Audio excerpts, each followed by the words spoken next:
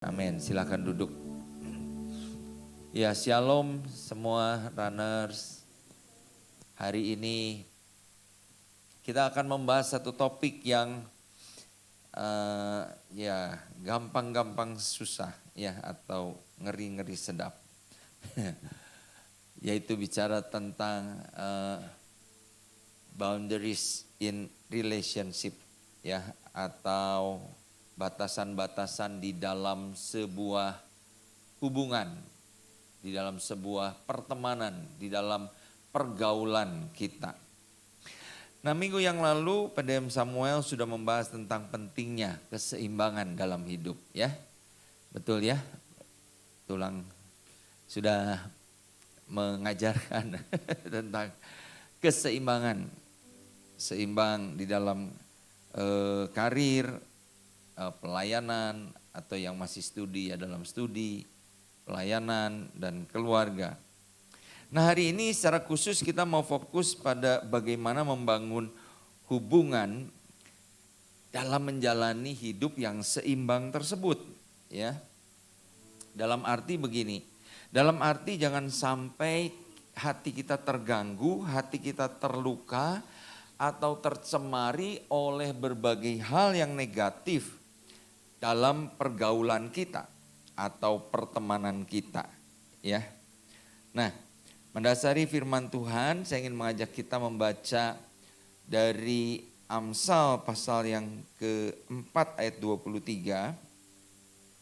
Nah, pertama-tama saya mengambil ayat ini dari versi Alkitab New International Version. Di situ dikatakan, above all else, guard your heart, for everything you do flows from it. Ya. Jadi above all else, di atas segalanya, di atas semua hal, hendaklah kita itu menjaga hati kita. Kenapa kita perlu menjaga hati kita di atas segala sesuatu? Karena dari situlah katanya ya, apa yang engkau lakukan itu akan terpancar dari situ, dari hatimu itu. Nah, sedangkan dalam Alkitab versi firman Allah yang hidup berbunyi demikian. Yang terutama sekali ya. Jadi kalau tadi NIV bilang above all else, di atas segala hal, kalau versi firman Allah yang hidup bilang yang terutama sekali, jagalah hatimu ya. Karena hatimu mempengaruhi segala sesuatu di dalam hidupmu. Nah, jadi ini memberikan penekanan kepada kita bahwa segala sesuatu di dalam kehidupan kita akan terpengaruh bagaimana suasana hati kita. Apakah hati kita damai, apakah hati kita happy, apakah hati kita sedang terluka atau sedang kepahitan. Itu akan sangat mempengaruhi bagaimana kita menjalani kehidupan kita. Nah, runners dulu ya, seringkali ketika saya membaca ayat ini, yang muncul di benak saya dan yang saya percaya juga seringkali ada di dalam pikiran kita adalah bahwa menjaga hati itu merupakan self effort ya, usaha diri sendiri untuk hidup di dalam kekudusan, untuk hidup di dalam kebenaran ya. Jadi ketika ayat ini berbunyi jagalah hatimu dengan segala kewaspadaan ya, karena dari situ terpancar kehidupan. Seringkali mindset kita berpikir, oh saya harus menjaga hati saya tetap kudus, tetap benar di hadapan Tuhan karena apa yang saya akan lakukan terpancar dari hati. Dari satu sisi memang betul. Tetapi juga ayat ini bisa merujuk terhadap bagaimana kita membentengi hati kita, menjaga hati kita supaya hati kita tidak terkontaminasi, tidak tercemari oleh hal-hal yang kurang baik ya. Nah, jadi ibaratnya kita itu, hati kita itu ditentukan oleh bagaimana kita memberi akses kepada orang-orang untuk mempengaruhi hati kita. Kalau kita memberi akses kepada orang-orang masuk ke ranah hati kita, ke ranah hidup kita, dan orang-orang itu tidak bertanggung jawab, ya, maka sangat mungkin hal itu menimbulkan luka, kepahitan, menimbulkan apatisme.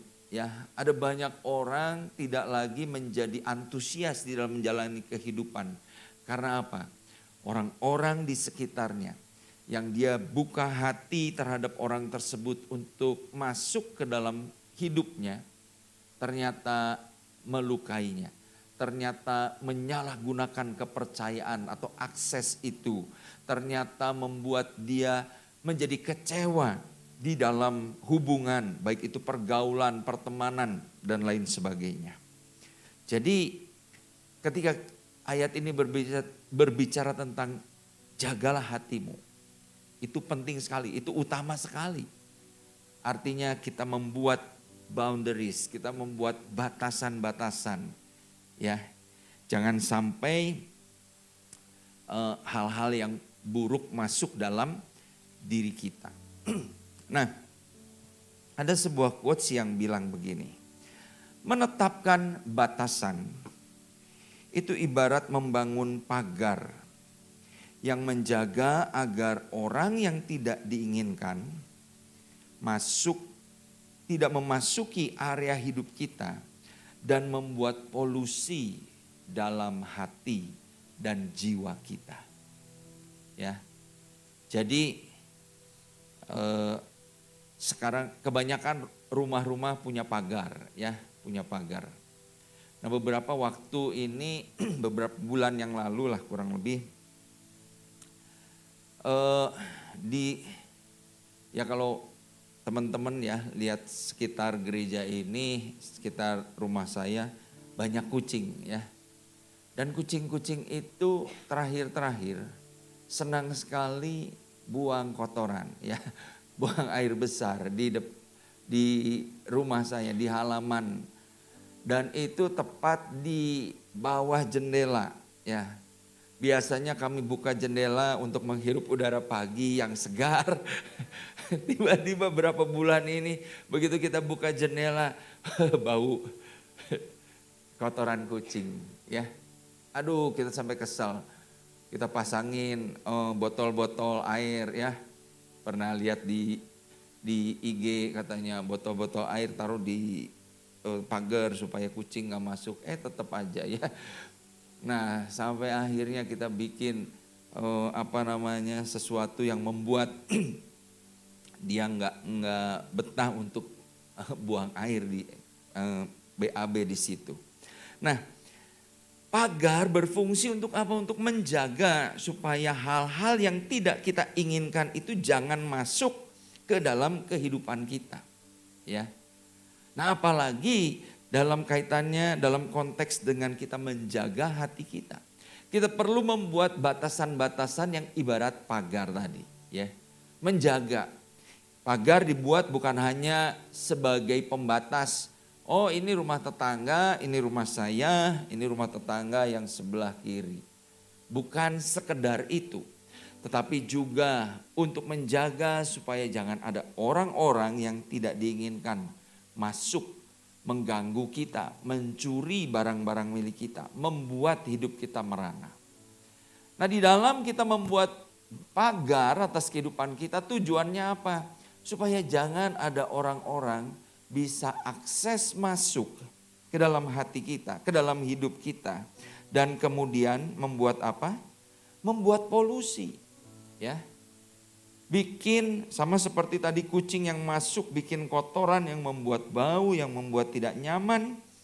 Demikian juga ada orang-orang yang bisa bikin polusi dalam diri kita.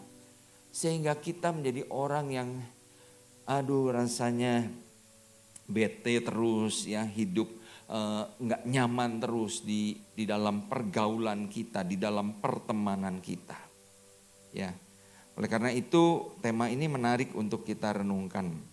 membuat boundaries di dalam batasan-batasan di dalam sebuah relasi, sebuah hubungan. Nah, batasan-batasan seperti apa sih yang kita buat seperti pagar di dalam kehidupan kita? Nah, ada dua sisi atau dua aspek yang diperlukan dalam membangun hubungan, baik itu pertemanan, baik itu pergaulan, bahkan secara lebih lebih jauh lagi kepada relasi jenjang menuju ke jenjang pernikahan. Ada dua sisi untuk supaya kita membangun hubungan dalam kita menjalani kehidupan yang seimbang. Yang pertama adalah kita perlu menetapkan batasan buat diri kita sendiri, ya. Artinya kita perlu punya pemikiran tentang bagaimana diri kita membuka akses orang, ya, untuk masuk. Seberapa besar kita membuka akses untuk orang bisa masuk ke dalam hati kita, ke dalam kehidupan kita. Jadi ini perlu kita pahami. Dan yang kedua tentunya membuat batasan juga buat orang lain. Dalam artian orang-orang seperti apa sih yang boleh masuk, yang kita izinkan untuk masuk dalam hidup kita, yang bisa membuat hati kita menjadi bahagia, menjadi happy, menjadi damai, atau sebaliknya mendatangkan masalah dalam kehidupan kita. Nah, ini dua hal yang akan kita renungkan bersama. Yang pertama, dalam menetapkan batasan bagi diri sendiri, ada 3 jenis, ya. Ada 3 jenis batasan yang biasa orang miliki, yaitu jenis batasan yang fleksibel atau yang sehat. Yang kedua adalah jenis batasan yang kaku atau tertutup. Dan yang ketiga adalah jenis batasan yang longgar atau berlubang, ya. Nah, nanti kita akan bahas ketiga hal ini. Namun supaya kita dapat memahami apa sih yang dimaksud dengan batasan yang sehat, batasan yang kaku, batasan yang berlubang atau longgar itu, saya mengajak kita untuk merenungkan hal ini, ya. Sebuah ilustrasi. Mari kita bayangkan seandainya ada teman atau atasan, ya, kalau Anda sudah bekerja, atau bahkan mungkin di gereja, ya, pendeta, gembala atau pemimpin di dalam seksi, secara mendadak minta bantuan Anda, ya, di WA atau di telepon. Rian, tolong ya hari ini ke gereja, penting banget kalau ada perlu. Padahal pada saat itu, ya, pada saat itu Anda sendiri sedang sangat sibuk, ya. Ada deadline yang harus diselesaikan. Ada hal yang harus dikerjakan. Nah, nangkep ya situasi ini, gambaran kisah ini. Nah, kira-kira kalau Anda dalam posisi seperti itu, apa jawaban Anda? Jawabannya apa? Ya, siap kok, saya akan datang, ya. Atau sorry kok ya, pokoknya saya lagi sibuk nih, nggak bisa. Ya. Nah, kita akan lihat. Kadang-kadang tanpa kita sadar, kita membuat batasan-batasan apa yang kita responi dari ilustrasi atau dari kasus seperti ini, menunjukkan seperti apa batasan yang sedang kita miliki atau batasan yang biasanya kita punya, yang kita pegang. Nah, ada orang yang ketika ditanya seperti ini, tolong ya datang ke sini ya, saya perlu kamu sekarang juga. Jawabannya selalu iya, ya. Orang seperti ini adalah tipikal orang yang tidak bisa berkata tidak, ya. Nggak enak kalau harus nolak, ya. Apalagi kalau yang minta gembala atau pembina rohani, ya, atau atasan. Wah, atasan mungkin bisa dipecat, ya. Tapi pokoknya dalam hubungan pertemanan pun kita sulit untuk berkata tidak. Nah, sehingga apa yang terjadi? Sehingga kita ini tidak tahu menempatkan diri atau tidak pandai menetapkan batasan. Ya. Batasan kita itu batasan yang longgar, yang berlubang. Jadi kalau ibarat tadi batasan itu adalah sebuah pagar, ya. Rumah di dalam ini ada pagarnya enggak? Ada, ya, pagarnya tetap ada. Ini pagar nih. Ini dari sini sampai sini pagar, dari sini sampai sini pagar. Tapi yang jadi masalah adalah pagar ini enggak ada apanya? Enggak ada pintunya, ya. Enggak ada batasannya nih. Ya, sehingga meskipun ada pagar, orang bisa masuk sembarangan. Nah, orang-orang yang punya batasan yang longgar ini, ya. Tadi saya katakan nggak enak untuk menolak, nggak bisa untuk berkata tidak. Tetapi akibatnya apa? Orang dengan batasan yang longgar seringkali merasa kewalahan. Benar nggak? Ya.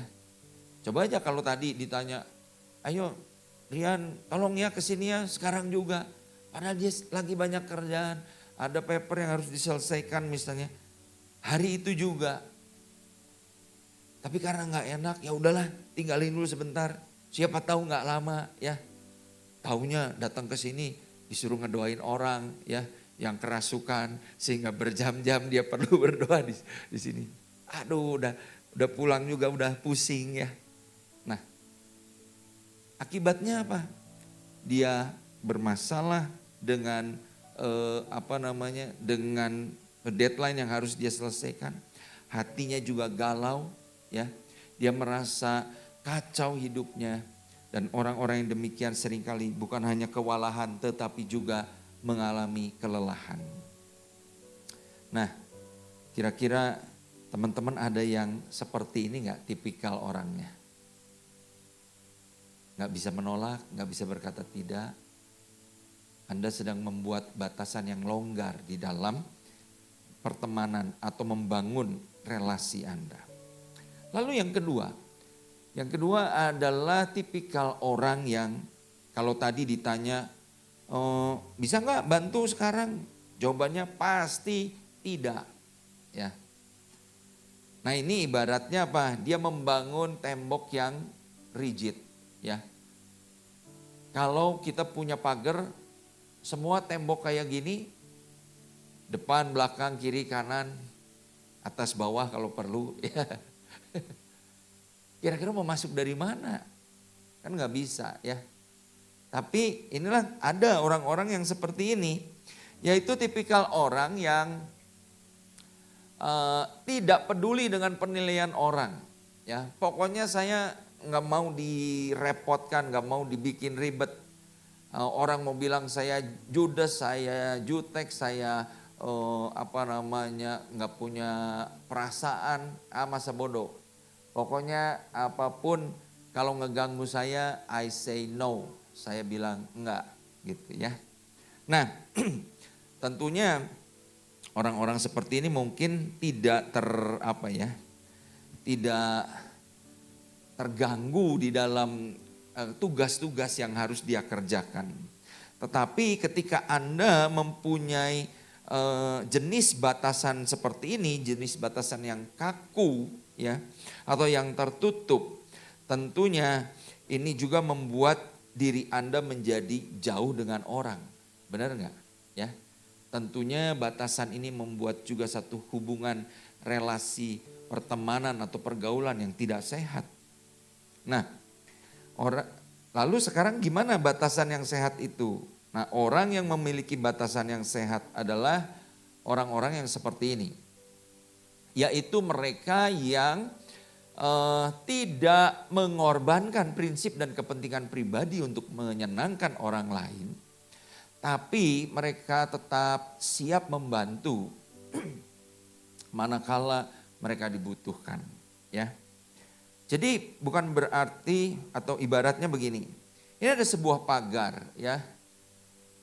Ada pagar yang membuat batasan antara mana yang menjadi bagian saya, mana yang berada di luar. Tetapi pagar itu tidak kaku, tidak tertutup semua seperti yang sebelumnya yang kaku atau yang tertutup. Tidak juga blong begitu saja, tapi ada pintunya. Ya. Di mana pintu ini kalau sedang tidak dipakai, ya dikunci, ditutup. Tetapi kalau ada orang yang memang mau bertemu dengan kita, mau masuk dengan bertamu kepada kita, ya tentu kita bukakan pintu ini. Ya, si tamu itu nggak usah naik pagar gitu. Nah, ketika Anda memiliki batasan seperti ini, batasan yang sehat, Anda tahu kapan orang boleh masuk dalam ranah kehidupanmu. Orang boleh masuk untuk mengakses hidup dan hatimu. Tetapi ada saatnya engkau juga berkata, cukup ya sampai di sini. Kamu gak boleh masuk lagi mengganggu kehidupan saya atau mengkontaminasi, mendatangkan polusi bagi hidup saya. Maka Anda menjadi orang-orang yang punya batasan yang sehat. Nah, penting untuk kita memiliki pemahaman seperti ini. Supaya apa? Supaya di dalam kehidupan ini kita tahu bahwa banyak orang-orang juga yang tidak mudah ya, tidak mudah dalam artian orang itu punya perilaku, punya kebiasaan, punya gaya hidup yang mungkin sangat bertolak belakang dengan kehidupan kita. Nah, ketika hal itu dirasa akan mengganggu kita, maka kita harus memiliki batasan yang tegas supaya apa? Supaya dengan demikian kita dapat tetap menjaga hati kita tetap baik, menjaga hati kita dengan tetap sehat. Karena apa? Karena dari hati itulah akan mengalir atau akan menentukan apa yang akan kita lakukan di dalam hidup ini. Ya. Bisa dipahami saudara-saudara? Ketiga batasan ini ya, sejauh mana Anda sudah memiliki batasan yang sehat di dalam kehidupan. Kalau engkau masih terlalu kaku atau engkau malah terlalu longgar, ya mungkin saatnya Anda sudah harus memikirkan untuk membuat pintu di dalam pagar Anda, ya. Pintu yang dapat Anda atur sendiri. Kapan orang boleh masuk dan kapan orang hanya boleh berada di luar. Nah, itu poin yang pertama tadi ya, yaitu menetapkan batasan bagi diri kita sendiri. Nah, poin yang kedua berbicara tentang batasan bagi orang lain. Apa saja yang diperlukan? Batasan-batasan di mana orang boleh masuk dalam kehidupan kita. Nah, sebenarnya ada banyak sekali kriteria yang bisa dicantumkan di dalam poin-poin ini. Ya, tetapi mengingat waktu saya mungkin hanya ambil 2 saja. Yang pertama adalah orang-orang yang boleh masuk, yang boleh mengakses hati kita adalah apa? Orang-orang yang memiliki empati ya. Memiliki empati. Kenapa ini perlu untuk menjadi sebuah batasan buat kita? Kadang-kadang nanti saya akan bahas ya, tetapi poinnya begini. Ketika kita berelasi dengan orang yang gak punya empati, orang yang egois, orang yang dominan, mau menang sendiri, ya. Yang terjadi adalah apa? Kita itu menghabiskan energi untuk menjaga hati kita agar kita tidak dilukai. Ya. Kadang orang yang kita izinkan masuk itu ternyata begitu egois, begitu dominan. Banyak orang yang menjadi drown, ya, kelelahan secara mental. Karena apa? Karena mereka nggak enjoy dengan hidup mereka. Hati mereka terus menerus, ya, terlukai atau terkontaminasi dengan polusi dari orang tersebut.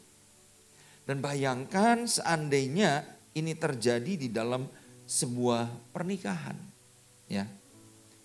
Ada orang-orang yang satu dua orang yang saya kenal, ya.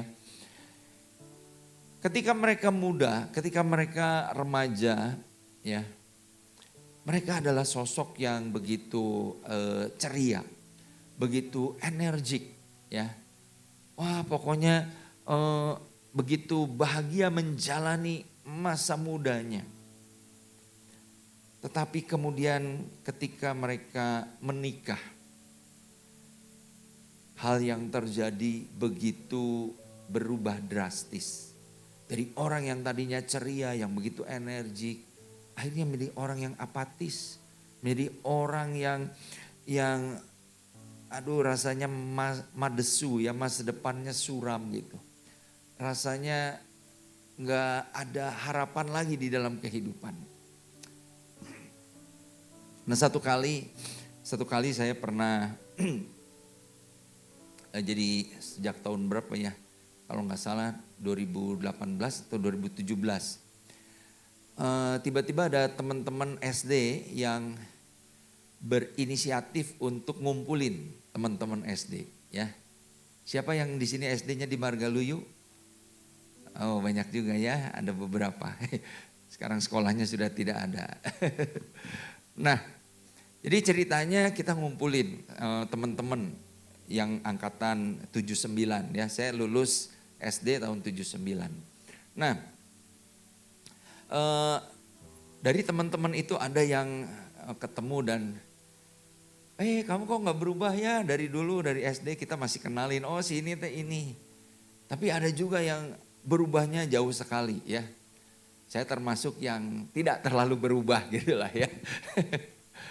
Nah, satu ketika saya nggak tahu, lupa acara apa, saya jadi bawa Chester gitu, ya. Untuk datang ke kumpulan itu gitu. Bukan reuni, cuman yang ngumpul-ngumpul aja lah, makan-makan. Rasanya karena waktu itu mau retret remaja epic gitu, ya, dan ketemuannya di Lembang, jadi ya udah sekalian lah ikut. Nah, ketika ketemu dengan teman-teman saya itu, terus Chester bilang gini, itu ada satu orang katanya, itu seangkatan sama Koko gitu ya, sama saya. Karena apa, dia bilang, kok mukanya kayak papa ya, maksudnya kayak papa dia gitu ya. Dan itu sudah papanya udah meninggal 2013 ya, atau 2008 sorry. Berarti 15 tahun yang lalu. Nah, memang benar dia itu waktu saya kecil saya jadi ingat ya.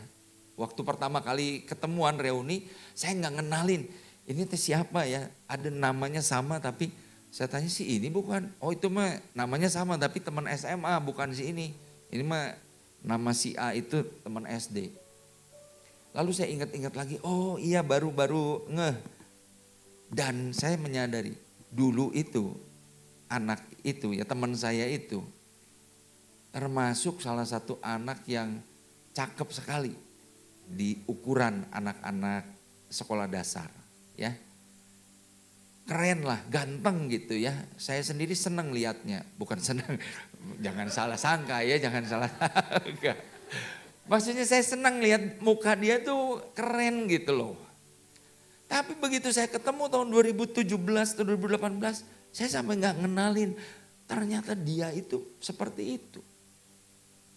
Nah, selidik punya selidik, Bahkan dia ya setelah kita ketemu besar itu, dia sempat curhat lah ya di dalam sebuah pertemuan tentang bagaimana kehidupannya yang aduh banyak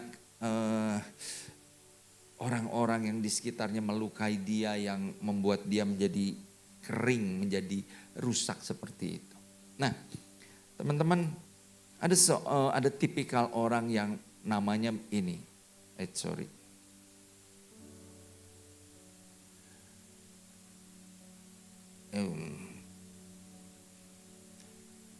Sebentar. Ya, tipikal orang yang namanya narcissistic personality disorder. Ya. Nah, mana Stevina? Stevina. Tahu ya, NPD ya. Orang NPD itu adalah orang yang cenderung ya seperti tadi, egois, nggak empati sama orang ya. Pokoknya dia mau menang sendiri, dia benar-benar hanya memikirkan dirinya sendiri, nggak peduli, nggak sensitif terhadap perasaan orang lain, terhadap kebutuhan orang lain. Nah, ibaratnya nih, saya ambil sebuah kisah di dalam Alkitab, di dalam Lukas 10 ayat 33 sampai 35 tentang orang Samaria yang murah hati. Tahu ya kisahnya ya? Satu ketika ada orang Yahudi turun dari Yerusalem ke Yeriko, dirampok, dihajar habis-habisan. Ada seorang imam lewat nggak nolongin, ada orang Lewi lewat nggak nolongin, lalu ada orang Samaria nih nolongin ya. Padahal orang Samaria itu musuhan sama orang Yahudi. Apa yang dilakukan oleh orang Samaria itu, dia bawa orang Yahudi ini yang dirampok ini ke penginapan ya, dia rawat, dia bersihin luka-lukanya, dia inapkan di situ. Lalu kemudian ya, kalau Anda baca di dalam ayat-ayat itu dibilang begini. Si orang Samaria ini bilang kepada pemilik penginapan ya, ini saya titip 2 dinar ya, kalau misalnya ada perlu apa-apa buat orang ini, kamu tolong bayarin dulu, kamu rawat orang ini ya, sampai dia sembuh, sampai dia bisa keluar. Nanti saya balik lagi, kalau misalnya kamu belanjakan lebih dari 2 dinar, lebihnya saya bayar. Nah, ngerti ya sampai situ ya ceritanya ya. Nah, kalau orang Yahudi yang ditolong sama orang Samaria ini tipikal orang yang NPD, narcissistic personality disorder, mungkin dia akan bilang begini kepada orang Samaria itu. Bro, kamu mau ninggalin saya? Saya dalam keadaan gini loh, luka-luka loh. Ya. Masa saya dibiarin di sini sendirian? Harusnya kamu benar-benar dong mengasihi saya. Kamu harus merawat saya, kamu harus jagain saya terus sampai saya sembuh. Kira-kira berapa hari nunggu sampai dia selesai, sampai dia bisa bangun kembali lah, sembuh dari luka-lukanya. Ya nggak tahu kan, ya mungkin bisa 4 hari, mungkin bisa seminggu. Nah, tapi orang NPD ini adalah orang yang nggak peduli dengan perasaan orang lain. Kalau si orang Samaria itu tipikal orang yang batasannya tadi longgar ya, ngerasa nggak enakan. Padahal dia ini kan lagi dalam perjalanan untuk yang nggak tahu ceritanya apa ya. Mungkin ceritanya dia mau melakukan perjalanan usaha, membeli sesuatu atau ya pokoknya hal yang penting lah. Kalau dia orang yang nggak enakan, ketemu dengan orang yang NPD, orang Samaria ini akan menjadi apa? Tertekan, ya, kewalahan, kelelahan. Karena apa? Dia harus tinggalkan pekerjaannya untuk menjagai si orang NPD ini. Ya, emang gak diceritain seperti itu. Tapi rekan-rekan, saya ingin katakan begini, bahwa hati-hati untuk membuka akses dalam hidupmu, dalam hatimu.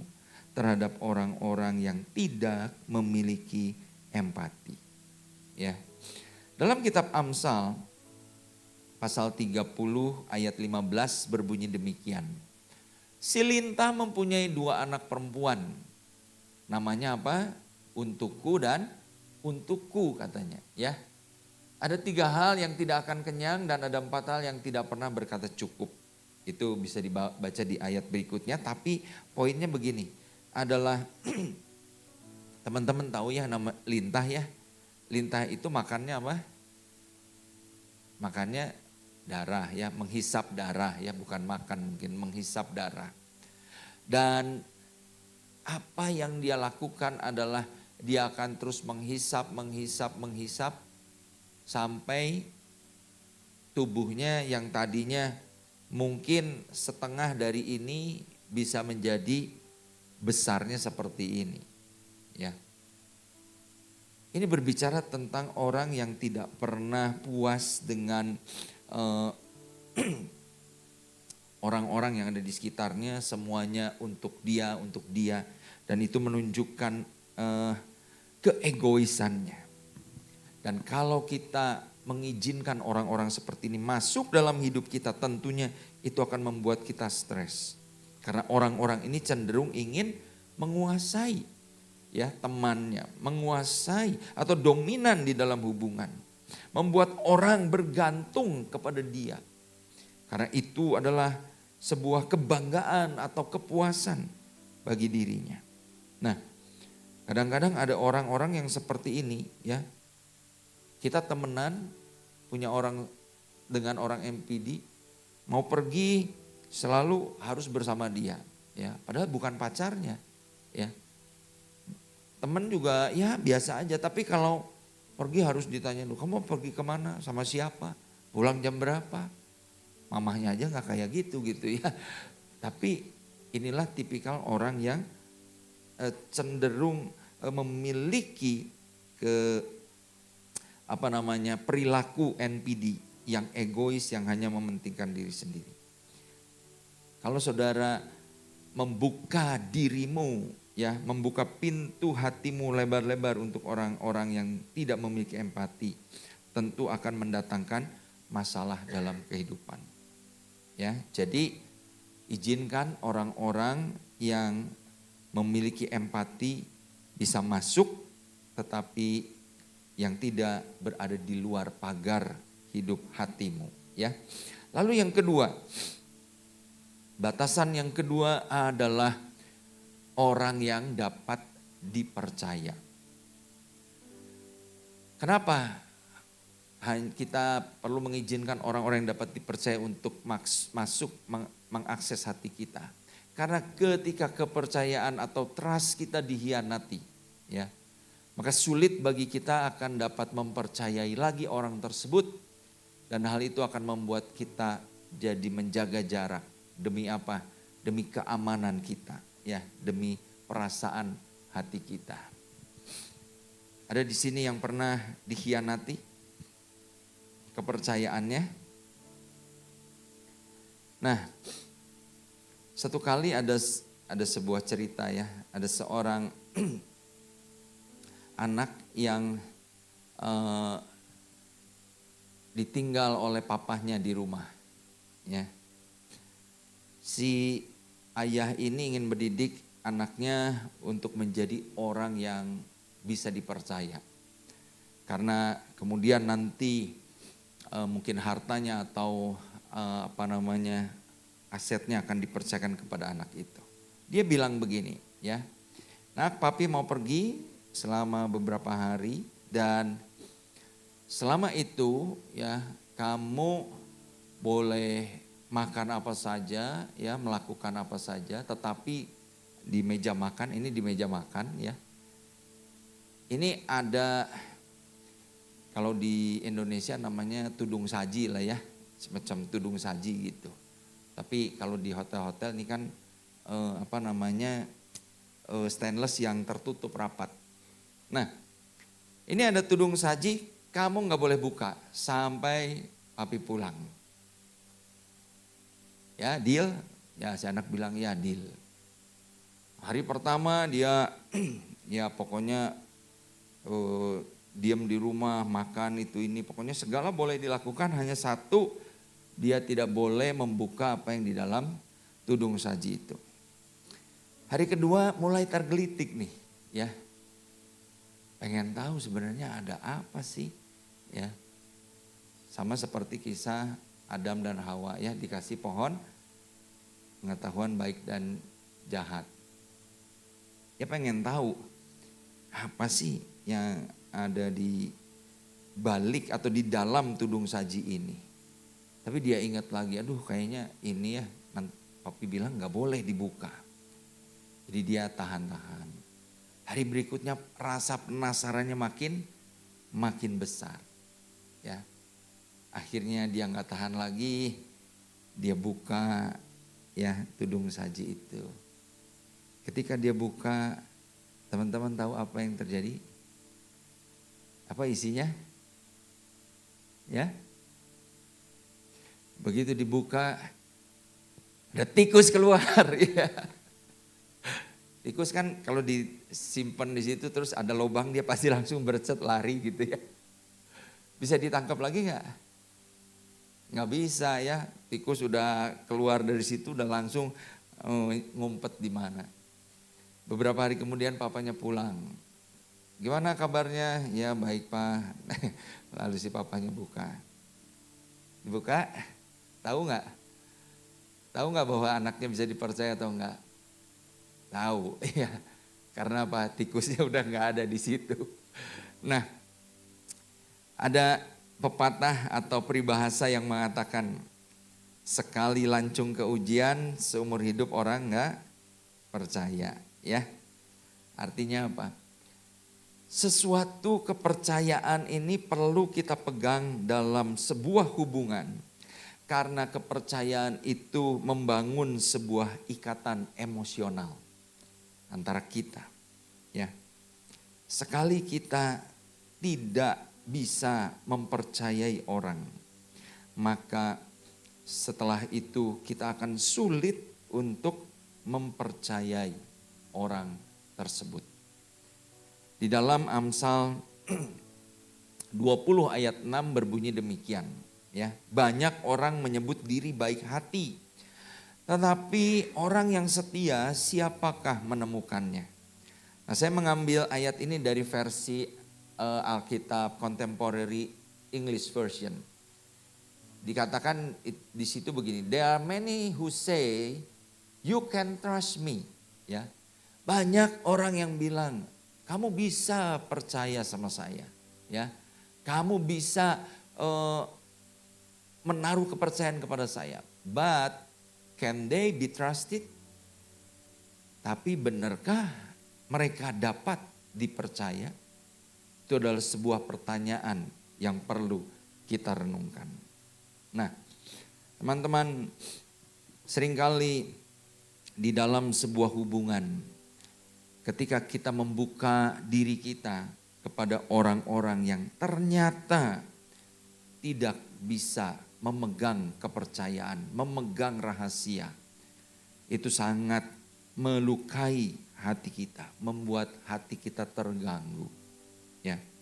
Nah, oleh karena itu kita perlu membuat batasan-batasan terhadap orang-orang yang demikian.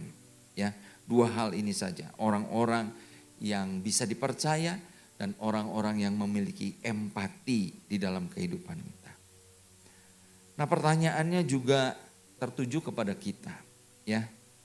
Apakah kita adalah orang-orang yang kalau bergaul, kalau berteman adalah orang yang memiliki empati? Apakah kita juga adalah orang-orang yang dapat dipercaya ketika kita mendengar rahasia dari teman kita? Nah, tidak jarang rekan-rekan di gereja justru banyak terjadi orang-orang yang gagal menunjukkan diri sebagai orang yang dipercaya. Karena apa? Seringkali di gerejalah gosip lebih cepat menyebar daripada di kampus atau daripada di kafe atau di manalah, ya. Ketika orang bercerita pada temennya, aduh kayaknya pacar saya nih lagi berpindah ke lain hati. Ya. Terus kamu jangan bilang-bilang ya. Minggu depannya temen yang lain nanyain, pacar kamu kenapa? Loh, emang kamu tahu dari mana? Oh iya, kita udah doain rame-rame. Ternyata di persekutuan doa dibilangin, ya. Ayo teman-teman kita dukung doa buat si Tina, ya. Pacarnya si Tony kayaknya lagi pindah ke lain hati. Wah, itu semua tahu ya. Disitulah hilang kepercayaan orang-orang kepada rekan-rekan seiman, komunitasnya. Tapi saya rindu di RAN ini tidak terjadi hal yang demikian. Ya. Nah, sebagai penutup saya ingin mengatakan, mari kita menjaga hati kita dengan baik, dengan segala kewaspadaan terhadap hal-hal yang dapat mendatangkan polusi bagi hati kita. Polusi itu bisa berupa luka, bisa berupa kepahitan, bisa berupa apatisme. Kita menjaga hati kita, bikin batasan-batasan, bikin pagar, sehingga hidup kita tidak menghabiskan energi untuk berurusan dengan diri kita sendiri. Tapi kita menjalani hidup dengan sukacita, dengan damai, dengan happy. Ya, karena kita dapat mengatur kehidupan kita terhadap akses orang-orang yang tidak sepatutnya masuk di dalam kehidupan kita. Biar firman Tuhan ini boleh menjadi bekal buat kita dalam membangun relasi pertemanan, pergaulan yang baik. Amin. Mari kita tundukkan kepala, kita berdoa. Ya Tuhan, hamba-Mu sudah berhenti berbicara, tetapi hamba berdoa biarlah Roh Kudus yang terus bekerja, mengingatkan kepada kami Tuhan, menyadarkan kepada kami bahwa di dalam kehidupan ini kami perlu menetapkan batasan-batasan bagi diri kami sendiri maupun juga bagi orang-orang yang berelasi dengan kami. Kami mau menjaga hati kami dengan segala kewaspadaan.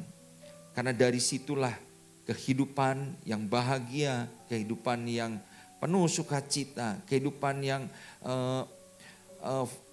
penuh dengan potensi yang maksimal yang dapat kami berikan kepada orang-orang di sekitar kami. Terpancar dari hati kami. Tuhan tolong supaya kami menjadi orang-orang juga yang dapat dipercaya.